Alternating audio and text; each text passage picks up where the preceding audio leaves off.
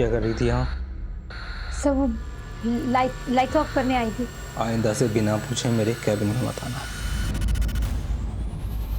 जी।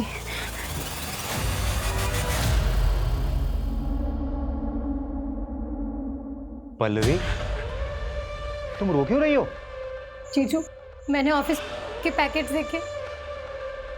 देखो, तुम ना इस समय बिल्कुल मत पढ़ना। तुम्हारा वो जो बॉस है ना प्रशांत, बहुत खतरनाक आदमी है। तुम ऐसा कुछ मत करना, मेरी मानो, कुछ मत करना तुम। मुझे बहुत डर लग रहा है जीजू। तुम डरो मत, मैं हूं ना तुम्हारे साथ। मैं ना तुम्हें कुछ नहीं होने दूंगा। अपनी हद में रह।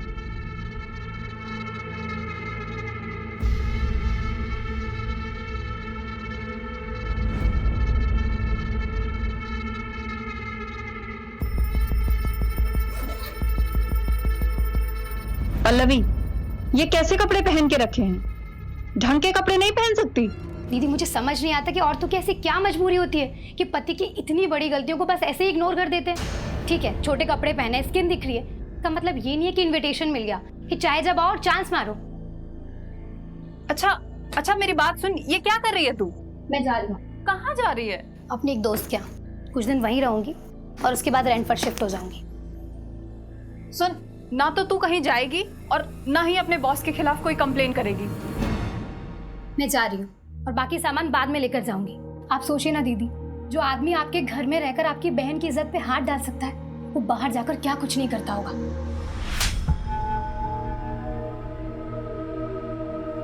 अरे मैं तुम्हें छोड़ दूं कहीं?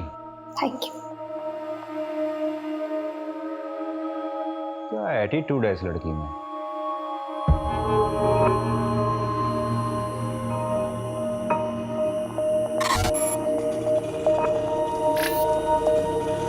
भैया, जानकी नगर जाएंगे। जानकी नगर के लिए ऑटो यहाँ से नहीं मिलेगी मैडम, आगे से राइट मारिए, वहाँ से मिलेगी। Thank you.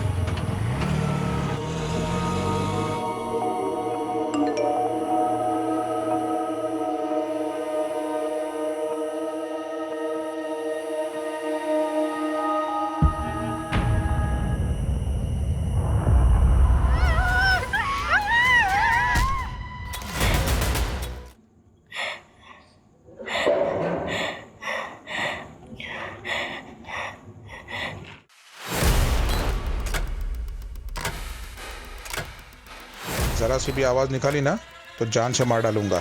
चलो उठ। ये क्या हालत बना रखी है तूने अपनी?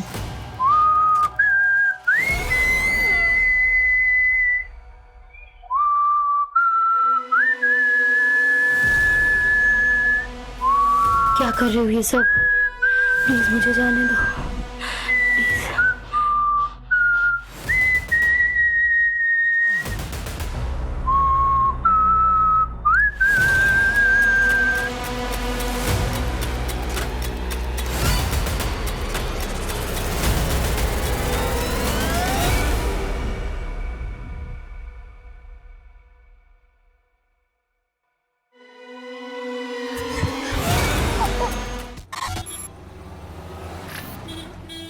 तू एक काम कर, जल्दी जा, जल्दी से अपना बैग रेडी करके आ। नगमा, इतनी देर लगा दी तुम लोगों ने। अरे क्या करेंगे, टेलर ने कपड़े ही नहीं सिले थे, बैठ के सिलाना पड़ा, वरना आयशा क्या पहनती।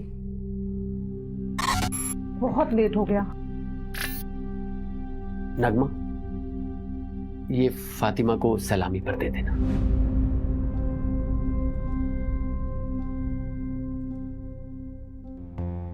आमिर, ये तो बहुत महंगा लग रहा है, इसकी क्या जरूरत थी? हम उनको तोहफे में बहुत सारे कपड़े दे रहे हैं ना। नगमा, तुम्हारी खाला ने हमारे निकाह पर बहुत कीमती सेट दिया था, इतना तो करना ही चाहिए ना। कम से कम तुम उनके ताने सुनने से बच जाओगी। आमिर, लेकिन आगे आयशा का बोर्ड का एग्जाम है, इतने सारे खर्चे हैं, और वैसे भी शादी में बहुत खर्चा हो चुका है।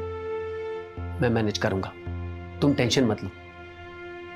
उज्जैन जाना है कि नहीं जाना? चलो जल्दी करो।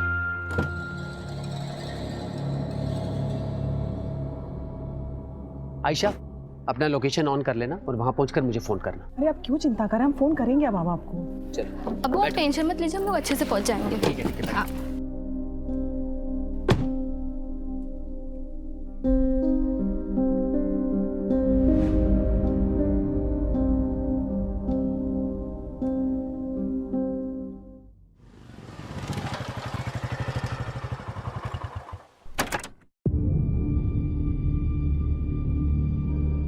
अर्जुन, कल से काम पर मत आना, आकर अपनी सैलरी ले लेना। क्या हुआ आमिर भाई, सब ठीक तो है? एक हफ्ते में दूसरी बार कंप्लेंट आई है तुम्हारी। वो तो तुम्हारी बीवी पेट से है, इसलिए मैंने पिछली बार माफ करवा दिया था, पर अब मैं कुछ नहीं कर सकता। कोई दूसरा काम ढूंढ लो। आमिर भाई, क्या है ना कि नई जगह जाऊंगा, नया जॉब ढूंढूंगा, नए दोस्त यार मिलेंगे। अब दोस्ती यार में थोड़ा पीना पाना तो हो गई, उस नशे के चक्कर में कभी आपके घर की असलियत निकल गई तो ना। अरे नहीं नहीं नहीं, नहीं निकलेगी नहीं, बोलूँगा नहीं। इन क्या है, नशे में ज़बान पे काबू थोड़ी रहे। मैंने तेरे साथ इतना कुछ किया और तू मुझे ही धमकी दे रहा है। अब देखता हूँ कैसे ऑफिस में आता है तू, और कैसे अपने बचे हुए 20 दिन की पगार लेता है। मैं भी देखता हूँ कैसे मिलेगा तो पैसे मिलेगा। आयशा बेटा, अब्बू को लोकेशन भेजा? कब का भेज दे?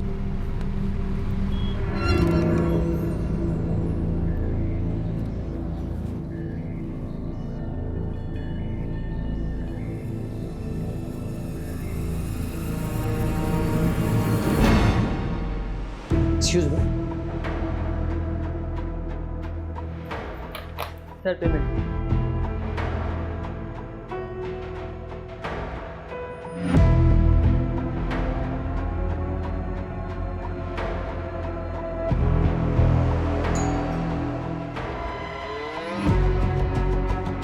कैसी हो रोशनी?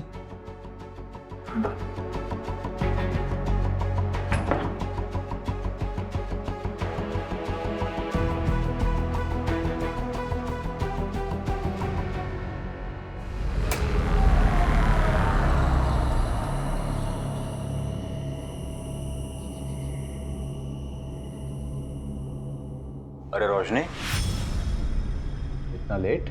हाँ, वो आज ना ऑफिस में बहुत ज़्यादा काम था, इसलिए लेट हो गई। ठीक है, कल से ऑफिस मत जाना। पर और सुनो, अंदर ना मैंने मटन ला के रखा है, उसे बना दो जरा। निलय सॉरी ना, आगे से मैं ध्यान रखूंगी। मैं ऑफिस से हमेशा टाइम पे आ जाऊंगी। पता है तुम्हें, बॉस ने मेरी सैलरी भी बढ़ा दी है। अच्छा, मैं मटन बना के आती हूँ।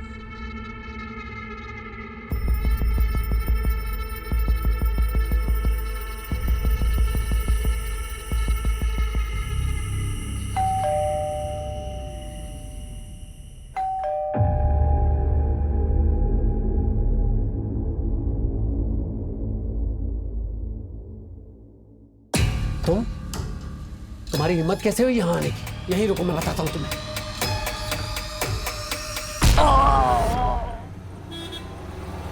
सर, आज सुबह ही बीवी नगमा और बेटी आयशा उज्जैन से लौटे हैं।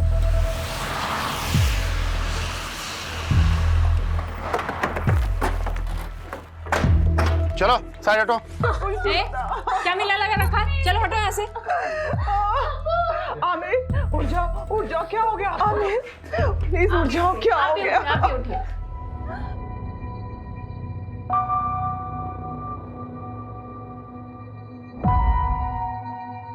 सर पर भारी चीज से मारा गया है। विक्टिम तो फिजिकली फिट है।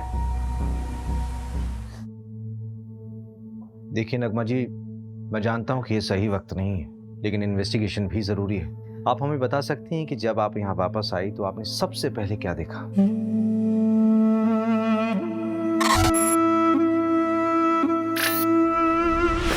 आमिर, आमिर उठो। आमिर, हम जब यहाँ से गए थे सब कुछ बिल्कुल ठीक था। आमिर बहुत खुश थे। पता नहीं किसने ये सब कर दिया। पूरा क्राइम सीन कंटामिनेट कर दिया ऐसा। आई डाउट कि फॉरेंसिक वालों के यहाँ ज़्यादा कुछ मिलेगा। ठीक है, जो कुछ भी पॉसिबल हो उनको बोलो कि एविडेंस कलेक्ट करें। Okay sir.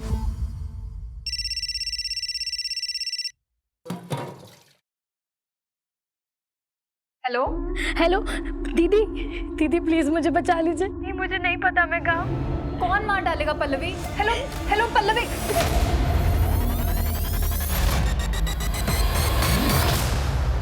नहीं सर, हमें किसी पर कोई शक नहीं है।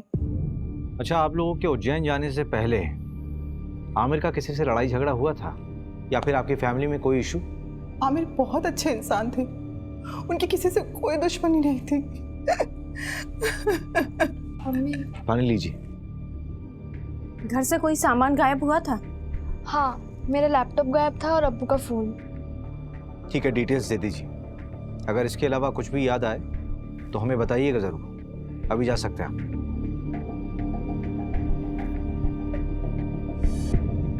मंजू, इस आमिर का बैकग्राउंड निकालो। Okay sir. आखिर ऐसा कौन हो सकता है जो उससे इतनी नफरत करता हो?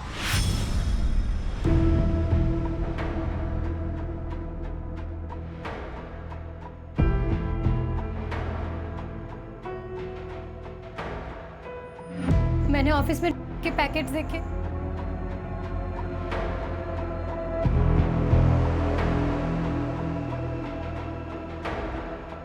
रोशनी? आमिर, रोशनी तुम इतने सालों बाद कैसी हो?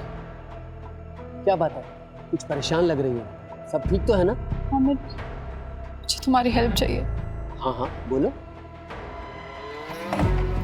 गुड मॉर्निंग सर, मैं रोशनी वर्मा जॉब इंटरव्यू के लिए आई हूँ। यस, समझ। आमिर ने बताया था मुझे। फाइल? Yes sir. तो ये तुम्हारी पहली जॉब है?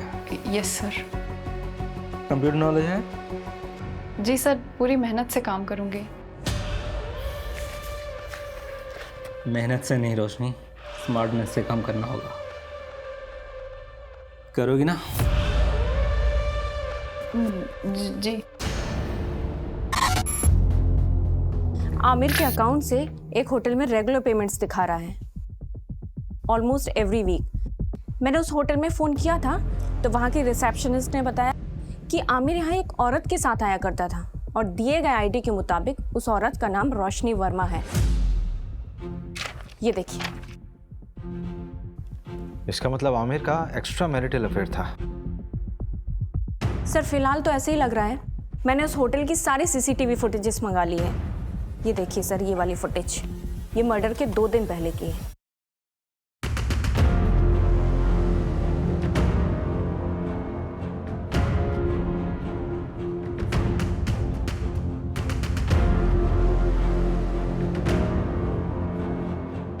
ये आदमी उसका पीछा कर रहा है। सर इस आदमी की बॉडी लैंग्वेज बहुत डाउटफुल है। ऐसा लग रहा है जैसे ये इन पर नजर रखे हुए है। मैंने इसकी फोटो सर्कुलेट करवा दी है सर। गुड। हेलो। आमिर को उसकी बीवी ने मारा है। कौन बोल रहा है? फिर से बोलिए आप। आमिर को उसकी बीवी ने मारा है। लेकिन नगमा अपने हस्बैंड को क्यों मारेगी? हेलो। फिर से लगाओ। The number you are trying to call is currently switched off. एक ऐप है, मैं लोकेशन चेक करता हूँ। जल्दी करो। लोकेशन जहांगीराबाद है। इसका मतलब कॉलर आमिर के एरिया से ही थी। सर नगमा को उठा ले क्या? नहीं, किसी रैंडम कॉल के बेस पे हम किसी भी विक्टिम की वाइफ को नहीं उठा सकते। हो सकता है हत्यारे ने हमें भटकाने के लिए खुद कॉल किया हो या किसी से करवाया हो। इस नंबर को ट्रेस करो। Okay sir. मर्डर से 2 दिन पहले नगमा के सारी मूवमेंट को ट्रैक करो। उसके उज्जैन वाली शादी, उसका आना जाना, सब कुछ। Okay sir. मैं जी जान लगा दूंगा रोशनी, बल्कि मैंने तो कल की ही मीटिंग सेट की है। तुम टेंशन मत लो, मैं तुम्हारी बहन को कुछ नहीं होने दूंगा। आमिर, अपना ध्यान रखना। प्रशांत बहुत खतरनाक है। तुम मेरी फिक्र मत करो रोशनी।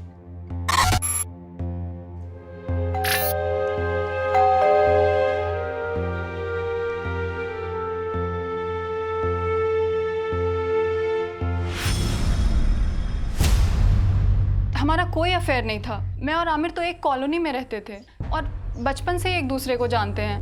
और वापस अभी 4-5 महीने पहले ही मेरी उससे मुलाकात हुई थी। ये चोट कैसे लगी? क्या हुआ है? कुछ नहीं मैम, वो किचन में काम करते टाइम लग गया। तुमने कहा कि आमिर सिर्फ तुम्हारा दोस्त था, बचपन का दोस्त, तो फिर होटल में क्यों मिलते थे? क्या हुआ रोशनी? ये पुलिस क्यों आई है? वो आमिर का मर्डर हुआ है, उसी सिलसिले में पूछताछ करने के लिए आए हम लोग। कौन आमिर? वो मेरी कंपनी में सिक्योरिटी एजेंसी का सुपरवाइजर था। हाँ तो ये तुमसे पूछताछ क्यों कर रहे हैं? देखिए ये वहाँ ना 9 से 6 जॉब करने जाती है, रिश्तेदारी निभाने नहीं। तुम कभी मिले हो आमिर से? अरे मैं क्यों मिलूंगा? आप लोग बात किसके बारे में कर रहे हैं, मैं तो ये तक नहीं जानता। अच्छा, ये देखो, कुछ याद आया? चल आने चल। सर मैंने कुछ सब याद कराता हूँ, चल। अरे मेरी कोई गलती नहीं, मुझे क्यों लेके जा रहे हो? अरे मैंने कुछ नहीं किया, छोड़ो मुझे। सर मैंने आमिर का मर्डर नहीं किया है। अगर तूने आमिर का मर्डर नहीं किया तो तूने झूठ क्यों बोला कि तू आमिर को नहीं जानता? तो क्या सच बोलता? क्या आमिर मेरी बीवी के साथ होटल में जाता है? क्या करते आप लोग? सहानुभूति देकर छोड़ देते? नहीं ना।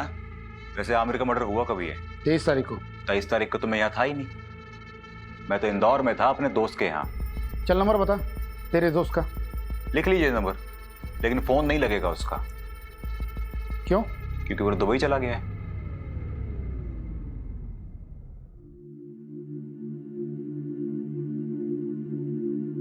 मास्टर जी इस बार फिटिंग बहुत अच्छी बना ना, हम शादी में जा रहे हैं। भाभी जी हाथ ऊपर करिए।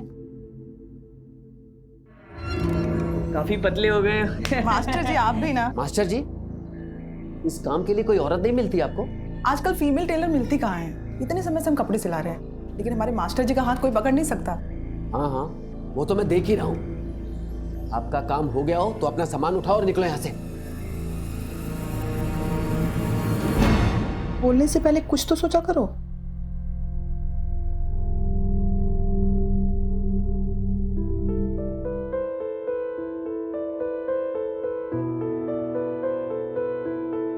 हैप्पी बर्थडे नगमा। अभी तक नाराज हो नगमा? प्लीज मुझे माफ कर दो। और वो जो टेलर मास्टर के सामने आपने किया, वो क्या सोच रहे होंगे वो? अच्छा, तो माफी से काम नहीं चलेगा तो मुर्गा बन जाता हूं मैं। अच्छा बस, अब ज्यादा नौटंकी करने की जरूरत नहीं, चलो उठो। Happy birthday to you, happy birthday to you.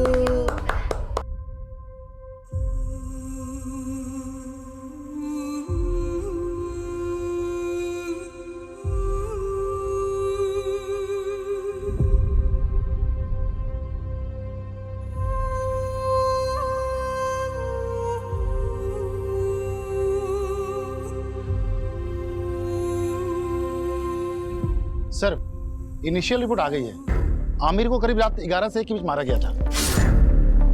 नगमा और उसकी बेटी आयशा कितने बजे घर वापस लौटे? अगली सुबह 8 से 8 बजे। जिस कैब से वो लौटे थे वो ट्रैक किया? नहीं, ऑनलाइन बुक कैब होती तो इजीली ट्रैक हो जाता। वैसे उज्जैन के सारे ड्राइवर से बात हो रही है।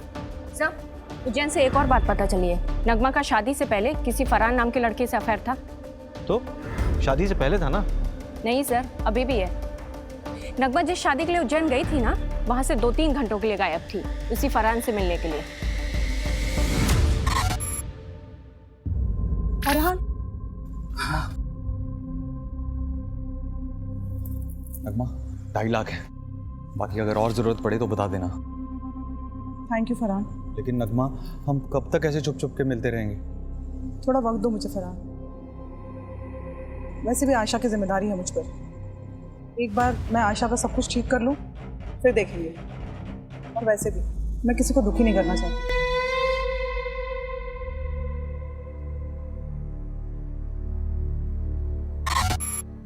तो ठीक है, बैठ।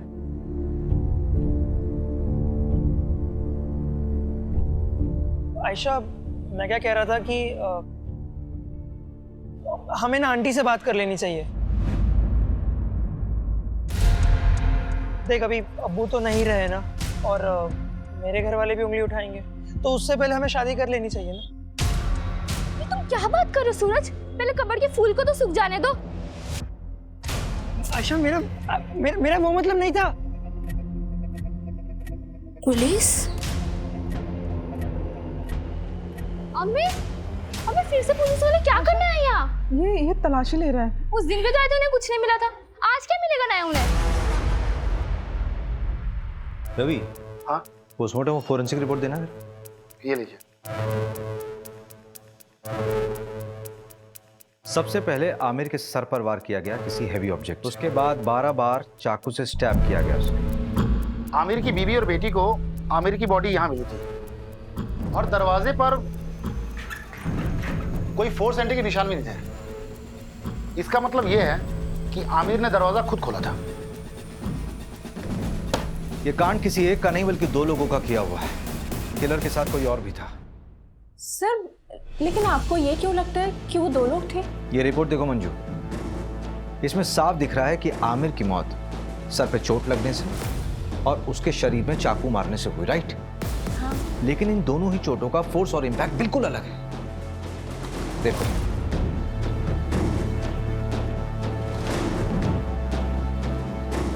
एक काम करो, इस घर की एक बार फिर से अच्छे से तलाशी लो। ठीक है। Okay sir.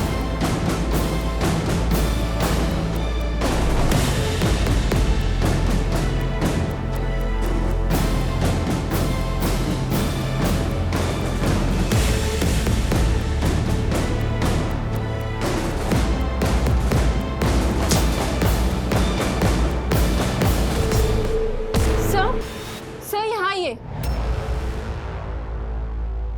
मंजू लेके चलो। सर आप चलो। मेरी बात सुनिए। चलो थाने चल के बोलना जो बोलना है।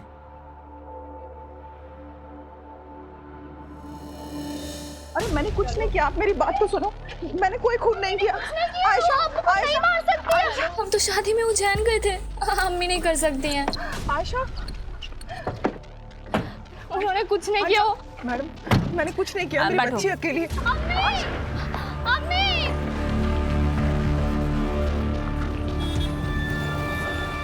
सर ये नगमा तो अभी तक कुछ काम का बोली ही नहीं है। बोलेगी। एक बार चाकू की फोरेंसिक रिपोर्ट तो आने दो। आखिर ये चाकू उसी के घर से बरामद हुआ था ना, उसी की अलमारी से। Yes sir. रवि भाई तुम कहाँ बिजी हो? ये फाइल आमिर के घर से मिली थी, वही पढ़ रहा था। इसमें एक एफआईआर कॉपी है। 4 महीने पहले रोशनी ने न्यू मार्ग थाने में एक एफआईआर दर्ज करवाई थी अपनी सगी बहन के किडनैपिंग की। किडनैपिंग? स्ट्रेंज। इसका मतलब है रोशनी 2 विक्टिम से जुड़ी हुई। एक तो उसकी खुद की बहन जो 4 महीने से लापता है और एक दूसरा आमिर। लेकिन सबसे बड़ा सवाल ये उठ रहा है रवि कि ये फाइल आमिर के पास क्या कर रही थी? अजीब तो है। ये देखिए, इस फाइल में ना कई सारे एड्रेसेस हैं और ये फोटो देखिए आप।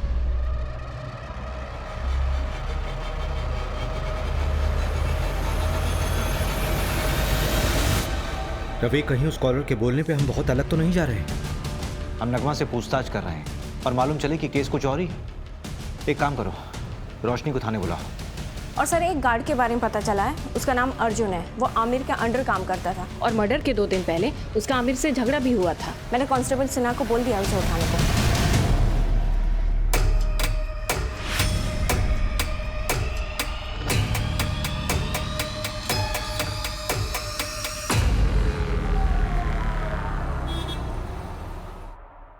सर मैं सच कह रहा हूँ, मैंने कुछ नहीं किया, मैंने किसी को नहीं मारा है।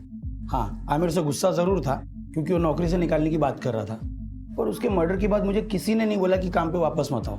हाँ मेरा फायदा जरूर हुआ है, पर मैंने किसी को नहीं मारा है सर। ये तो तोते की तरह खुद ही सब कुछ बोल रहा है। हाँ सर, वो हमारे साथ का ही था, बस सुपरवाइजर बनने के बाद उसको अचानक बहुत गुस्सा आने लगा। हर छोटी छोटी बात पे चिढ़ जाता था। तेरे मुझ से ही पहली बार सुन रहा हूँ कि आमिर को गुस्सा आता था। हाँ सर, आप चाहे तो वो आयशा के बॉयफ्रेंड सूरज, हाँ सूरज से भी पूछ सकते हैं। मैंने ही पकड़ा था उन दोनों को मार्केट में और आमिर को खबर देके मैंने ही बुलाया था। क्या नाम बताया तेरा? सूरज चौहान। यार मजहबी लड़के के साथ घूमती है, ये आजादी दी थी मैंने तुझे। मेरे नीचे काम करने वाला अर्जुन ये मुझे फोन करके बताता है कि अपनी बेटी को संभाल लो। क्या इज्जत रह गई? सर हम शादी करना चाहते हैं सर। मैं प्यार करता हूँ इसमें सर। आज के बाद इसके साथ नजर आया ना तो जान से मार दूंगा तुझे। सर प्लीज भाग यहाँ से। पल्लवी के लिए मैं कहाँ नहीं भागी सर, पर किसी ने मेरी मदद नहीं की। सिर्फ आमिर मेरी मदद कर रहा था। पल्लवी की कोई दोस्त थी जहां वो गई थी, उसका नाम या पता मालूम चल सकता है? पता नहीं, उस दिन पल्लवी ने मेरे किसी मैसेज का रिप्लाई नहीं किया। मुझे लगा शायद गुस्सा है इसलिए नहीं किया। फिर अचानक एक दिन कॉल आई और तब मुझे पता चला कि वो किडनैप हुई है। मुझे पता है सर, ये सब उस प्रशांत का किया धरा है। मेहनत से नहीं रोशनी, स्मार्टनेस से काम करना होगा।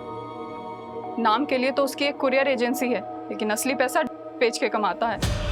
कुरियर बॉक्सेस में डाला जाता है और लोगों को कुरियर की तरह डिलीवर किया जाता है। और क्योंकि ये सब लोकल डिलीवरी होती है इसलिए कभी चेकिंग में भी नहीं आता। पल्लवी ने देख लिया था। उस रात हमारा झगड़ा हुआ था और वो घर छोड़ के चली गई थी और शायद उसी रात उसका किडनैप हुआ था। मेरी गलती है सर, मुझे उसे अकेले जाने ही नहीं देना चाहिए था। मेरी मदद तो पुलिस ने भी नहीं की, प्रशांत का नाम तक नहीं लिखा एफआईआर में। उल्टा मुझसे कहने लगे कि तुम्हारी बहन किसी के साथ भाग गई होगी। हम ढूंढेंगे उसे, इट्स अ प्रॉमिस। तो जब हम तुम्हारे घर आए थे तब क्यों नहीं बताया था ये सब? आमिर, ये देखो, किसी बैंक का अकाउंट नंबर है, SRV बैंक। रोशनी, ये स्विट्जरलैंड का बैंक है। 1 मिनट, ये डायरी जहां से उठाई है वहीं रख दो।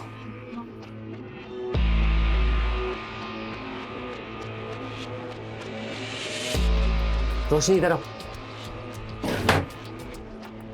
ये प्रशांत की प्रॉपर्टीज के पेपर है, उसके नाम कई प्रॉपर्टीज है। आमिर, शायद यहीं कहीं रखा हो उसने पल्लवी को। चलो हम अभी चेक करके आते हैं सारे एड्रेस। नहीं नहीं नहीं रोशनी, अभी बहुत लेट हो चुका, तुम घर जाओ।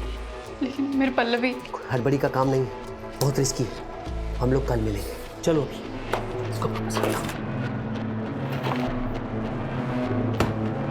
चल चल जल्दी चल।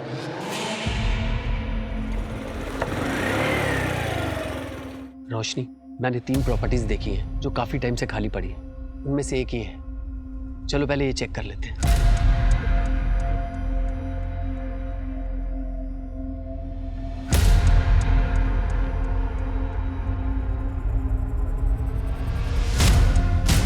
रोशनी, यहां तो कोई नहीं। चलो दूसरी प्रॉपर्टी में देखते हैं।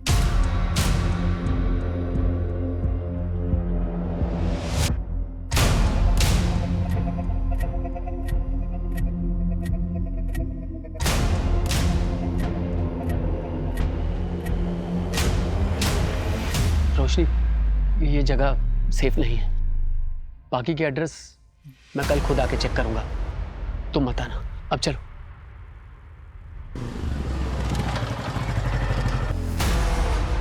रोशनी, तुम टेंशन मत लो, मैं पल्लवी को ढूंढ लूंगा। आमिर, अभी मैं घर निकलती हूँ। अगर निलय मुझसे पहले आ गया ना तो बहुत प्रॉब्लम हो जाएगी।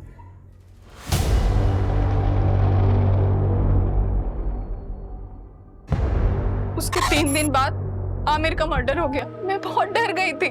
शायद प्रशांत को सब पता चल गया था और पल्लवी तो अभी भी उसके कब्जे में है। आमिर को भी उसने मरवा दिया। सब मेरी वजह से हुआ है। वो प्रशांत कुछ भी कर सकता है। पता नहीं अब पल्लवी मुझे कभी मिलेगी भी या नहीं। आमिर के अलावा तो किसी को नहीं पड़ी थी उसे ढूंढने की। हम ढूंढेंगे उसे, इट्स अ प्रॉमिस। आप चिंता मत कीजिए, आप जाइए, पल्लवी को ढूंढना हमारी जिम्मेदारी है।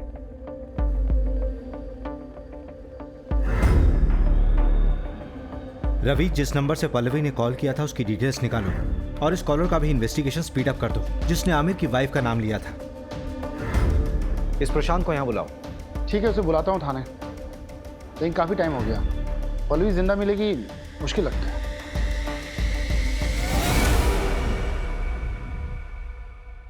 और इंस्पेक्टर साहब, बीवी बच्चे कैसे हैं आपके? बहुत अच्छे। अच्छे रहे तो कितना अच्छा है ना? धमकी दे रहा? अरे नहीं नहीं नहीं इंस्पेक्टर साहब, ऐसा आप कैसे कर सकता हूँ? आप बताइए क्या सेवा कर सकता हूँ आपकी? आमिर को जानता है? हाँ, हमारे यहाँ की सिक्योरिटी का सुपरवाइजर था, लेकिन सुना है बहुत बुरी तरह से मर्डर हुआ है उसका। किसने किया है? पल्लवी को जानता है? जी हाँ, हमारे यहाँ काम करती थी, डेटा एंट्री ऑपरेटर का। फिर अचानक उसने जॉब छोड़ दी।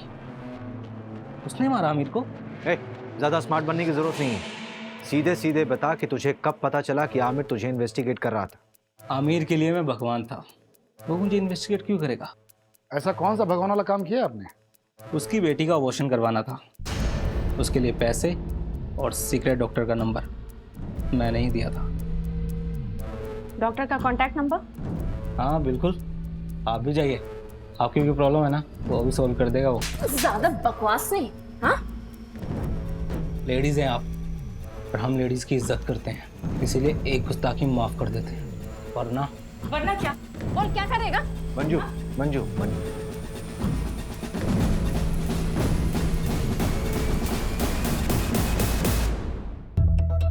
नहीं सर, हमारे यहाँ ऐसा कुछ भी गलत काम नहीं होता।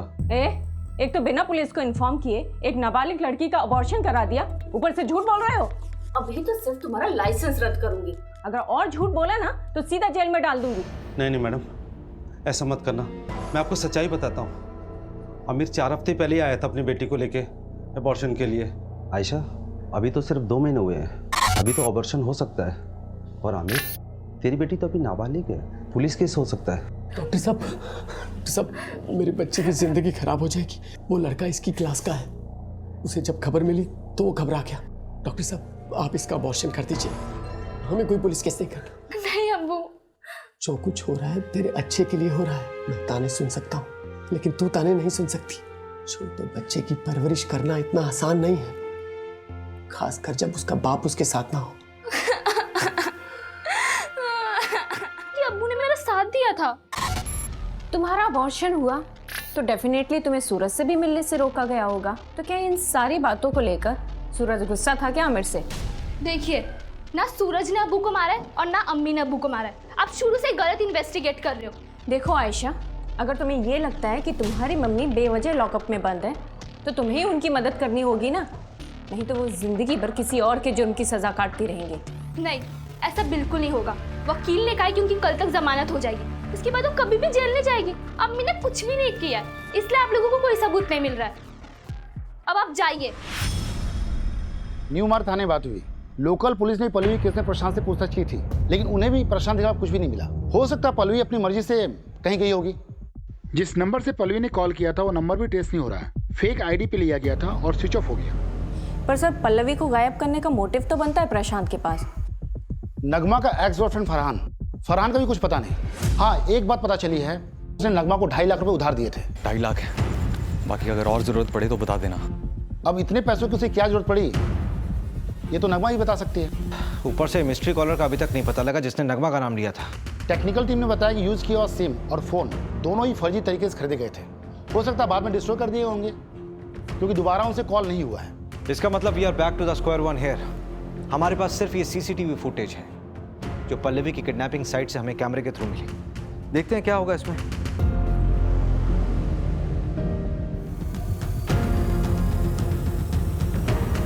इन दोनों ऑटो वालों से भी न्यू मार्ग पुलिस ने बात की थी। पल्लवी ने यहीं पे उन 2 ऑटो वालों से बात की थी। इसी कैमरे का फुटेज देखा था ना हमने। हाँ, फुटेज के मुताबिक पल्लवी ने यहां से राइट लिया हो, लेकिन आगे तो कॉलोनी का एंड हो रहा है, आगे का पूरा रास्ता सुनसान है। पल्लवी यहां से कहां गई होगी? यहां से सीधे कुछ दूरी पर एक बंद बड़ी फैक्ट्री है जो अब खंडर बन चुकी है। वहां चलकर देखें क्या? चल।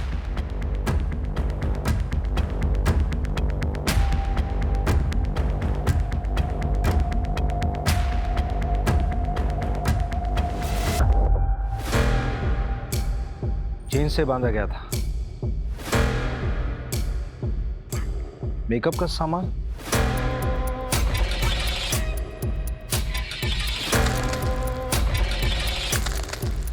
ये न्यूज़पेपर 3 हफ्ता पुराना है। इसका मतलब कम से कम 3 हफ्ता पहले कोई यहाँ होगा। कहीं किडनैपर्स ने पल्लवी को यहाँ तो नहीं रखा होगा। सबसे पहले तो ये पता करो कि प्रॉपर्टी किसके नाम पे है। ठीक है, जल्दी। रवि, इंजेक्शन, इसको ट्रैक करो। ये इंजेक्शन कहाँ कहाँ बिका है सब पता करो जल्दी। ठीक है।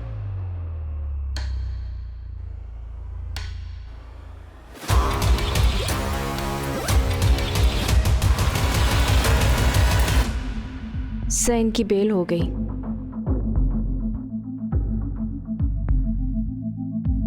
मेडिसिन की बाहर की लिस्ट आई है। कोई लीड मिला प्रशांत से कनेक्टेड? एक लीड है, नाम देखकर आप हैरान हो जाएंगे।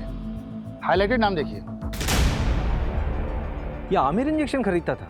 हाँ सर, हो सकता है कि ये प्रशांत ने मंगवाया हो।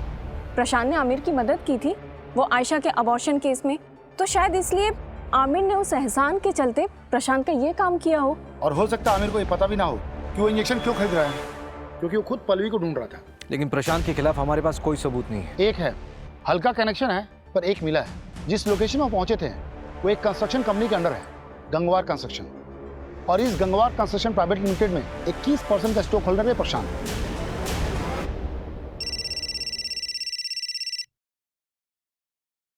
हेलो, गाड़ी में बैठो।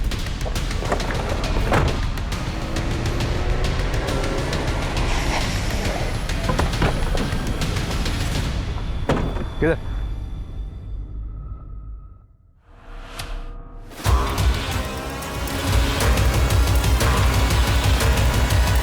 पल्लवी, मुझे जॉब मिल गई। क्या? ओह, सो हैप्पी दीदी।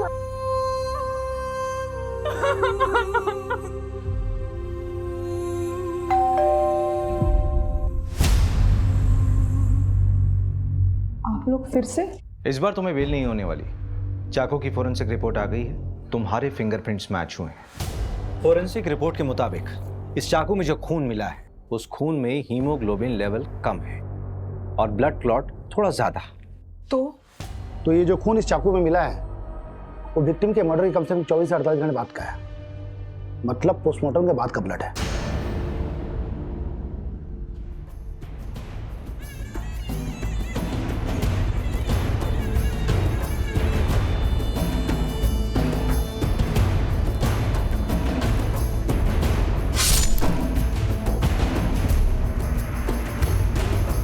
आमिर को उसकी बीवी ने मारा है।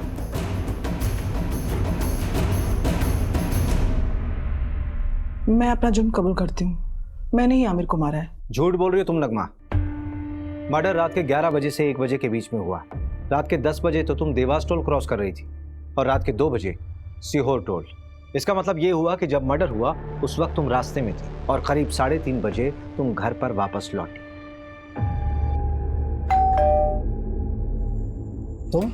तुम्हारी हिम्मत कैसे हुई यहाँ आने की? रुको, मैं तुम्हें अभी देखता हूँ।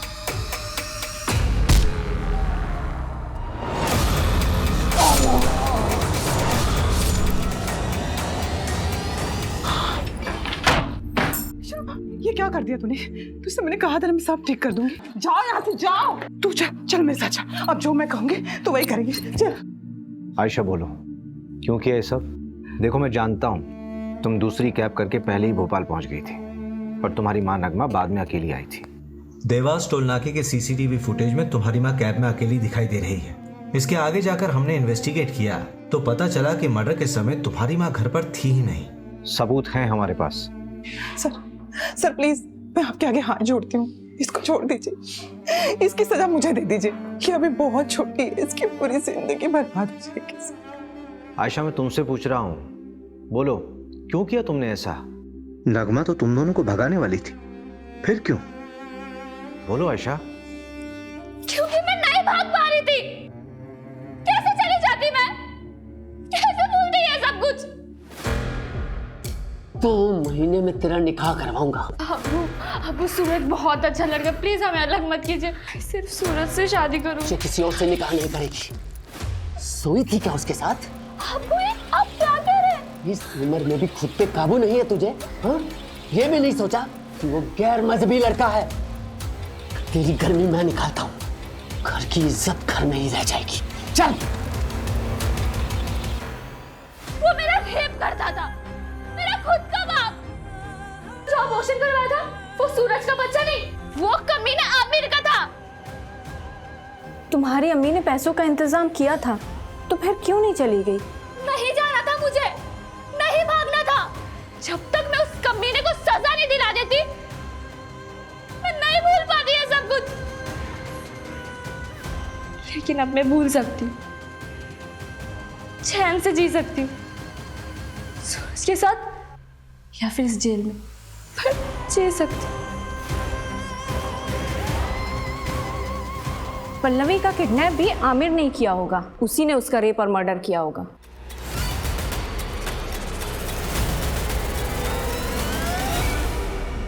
पोस्टमार्टम के मुताबिक जिस वक्त पल्लवी का मर्डर हुआ उस वक्त प्रशांत मुंबई में था।